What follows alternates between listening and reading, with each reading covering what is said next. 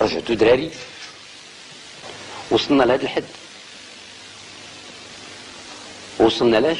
باش بواسطة إما الأطفال أو الأوباش. الأوباش نظر حسيمة تطوان قصر الكبير. الأوباش العاطلين اللي عايشين بالتهريب وبالسرقة،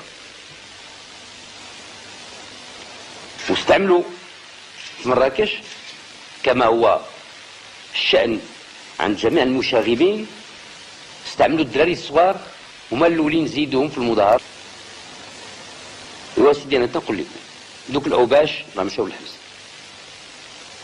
والدراري خصهم يعرفوا هاد الدراري والطلبه والتلاميذ راه من اجلهم باش غلات المعيشه، لا باقيش يعاودوا يتمازحوا معنا، راه الامر تعطى باش حتى هما يجري عليهم ما يجري على الكبار.